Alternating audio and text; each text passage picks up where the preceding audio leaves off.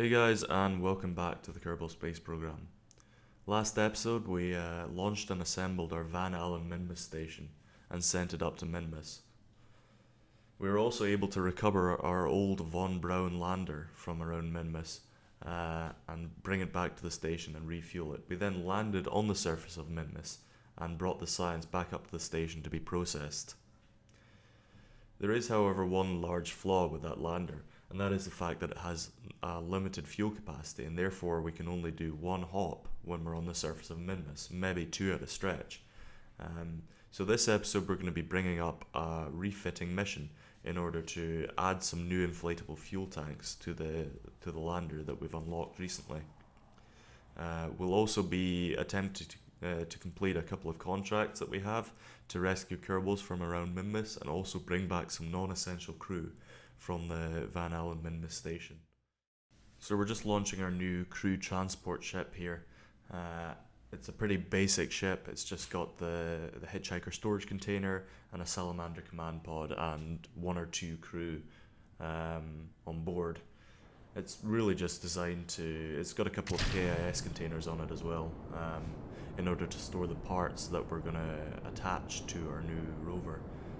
It's a pretty simple launch profile, just a couple of SRBs on the side and one of those mainsail engines on the bottom.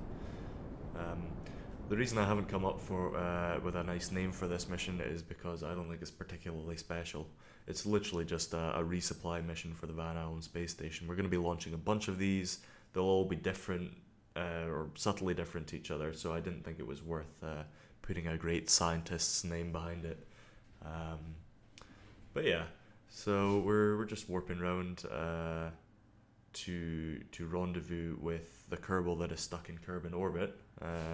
This took a long time because I did not launch at the right time, so this is very heavily sped up for you, because obviously in low Kerbal orbit you can't warp that fast, which is really annoying.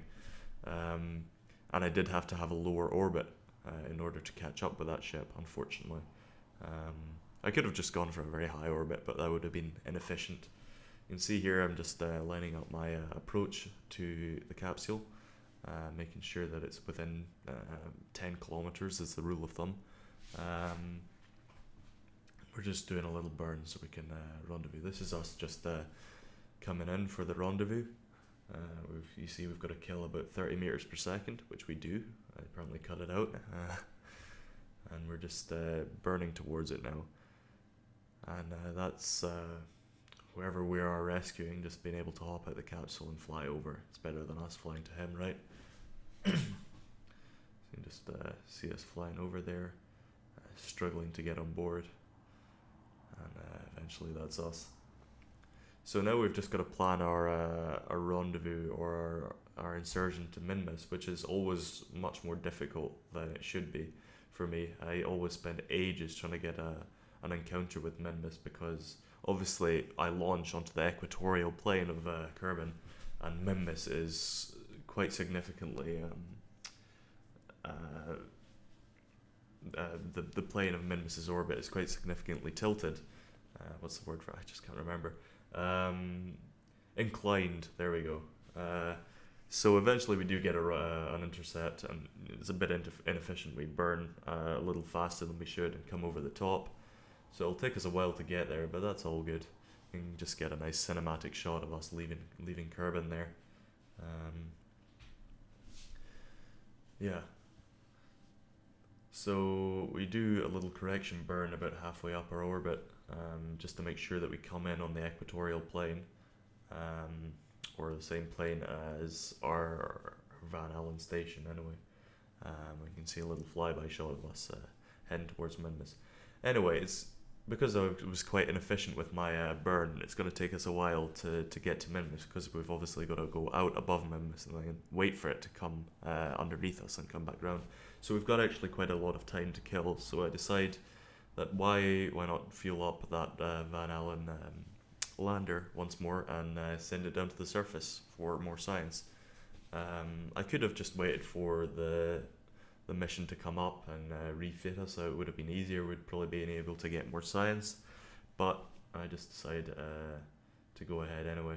And we picked this this spot because it's on the intersect between 3 biomes, and there's 4 within reaching distance. So I decided it's probably the most optimal spot to land. Obviously I won't be able to land directly on it because I'm not that skilled and it would take more fuel than it's worth. But we get pretty close anyway, and you can see that's where we're aiming for. I also have a waypoint marked as well that I'm going to be navigating towards. So you can see there we're just we're coming down. I don't actually have any sort of reference on the surface of where it should be. Turns out I didn't put down a waypoint. That would have been smart of me. Yeah, I can just vaguely navigate towards that lake bed, that circular lake bed, because that's a feature on the map, and it's the interface between 2 biomes. So I actually missed my planned landing spot by a quite significant margin, but that's alright because I can still, I've still got enough fuel to navigate around and get to the right spot. So you can just hop out and grab all the science. For some reason I'm able to take a surface sample from the top of the spacecraft. Just have to assume it's dust that's blown onto the top, I don't know. And we just burn up here to get to the slopes or highlands biome. I think it's the highlands biome. Yeah, so you can see I'm just using that small zoomed in map to navigate around between the different biomes and decide where to land. Now this is actually quite an inefficient procedure. Turns out I burn quite a lot of fuel jumping from biome to biome. As you can see, my fuel indicator is quite low. So every time we land, we've got to hop out and reset all the scientific instruments, which is a bit of a faff, but I'm sure it's going to be worth it in the long run. It'd be good if you had a scientist on board, you could just hop out. You could clean the experiments from the inside of the command pod rather than taking your Kerbal out. It would make more sense, I think, because it would just save you a lot of time and stuff like that.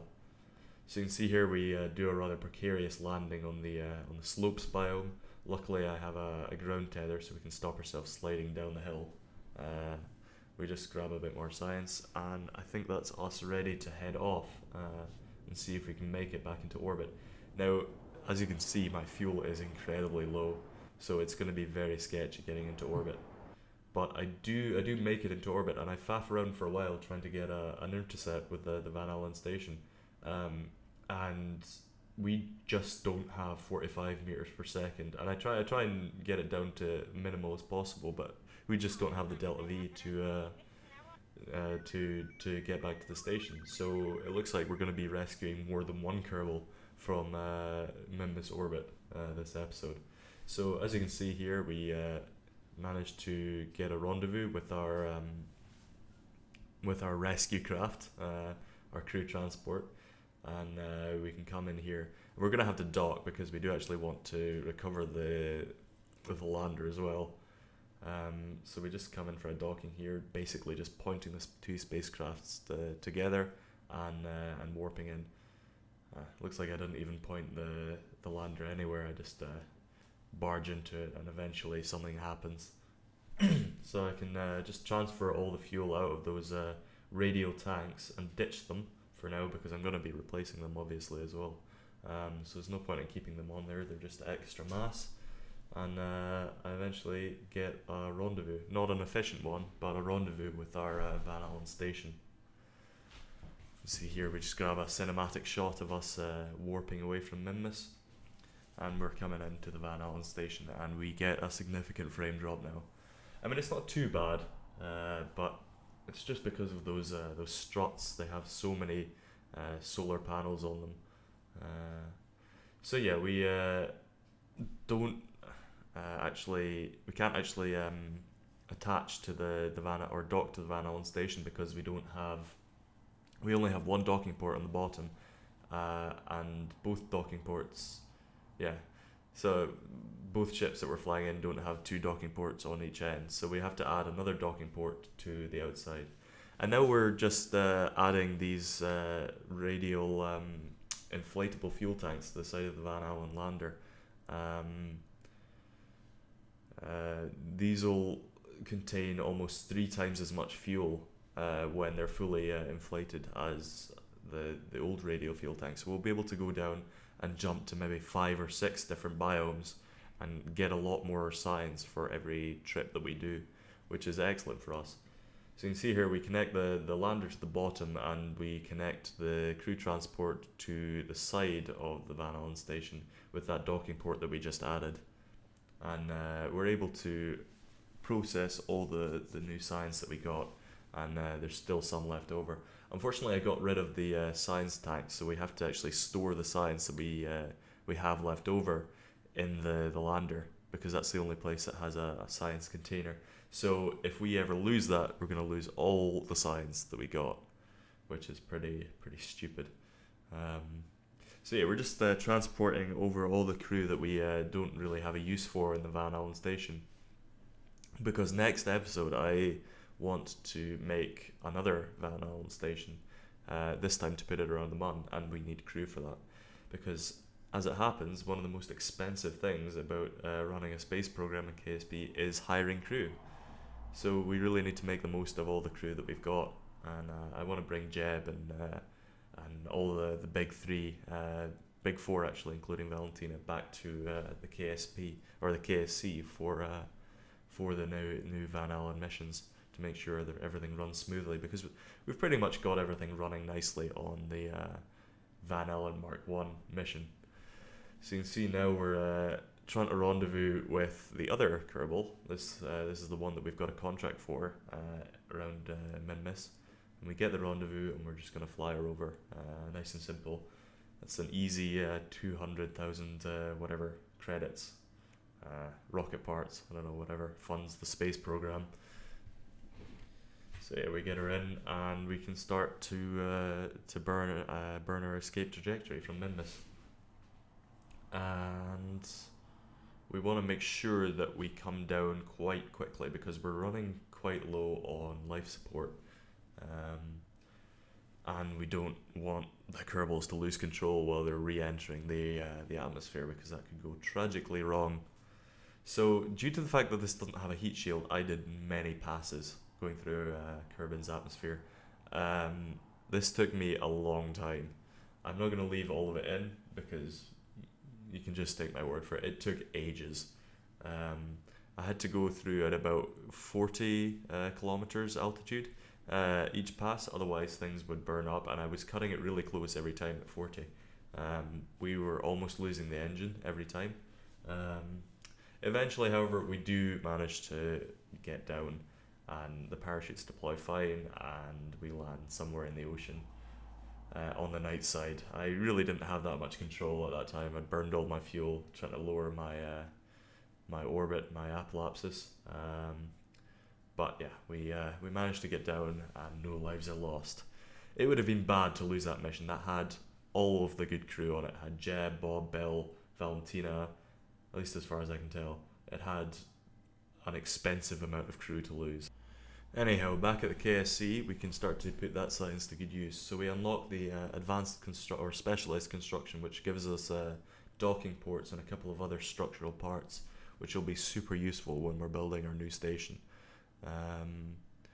So yeah, while we wait, I warp around. I switch to my scan satellite and use it to warp for, I don't know, 15 days or something. So we're able to transfer even more science that we've processed at the Van Allen station. So we get up to about 200 science before we transmit it, and I'm able to unlock high power electronics, which gives me the extra large solar panels, which means that we'll have less part count on our new station, which means it'll run better, which is just all around good. I'm looking forward to the next episode, guys. We're going to be assembling and constructing our new Van Allen Station Mark II, which is going to go to the Mun. And hopefully this will be the last stepping stone before we're able to run a proper interplanetary mission. Cheers for watching, guys, and I'll catch you next episode.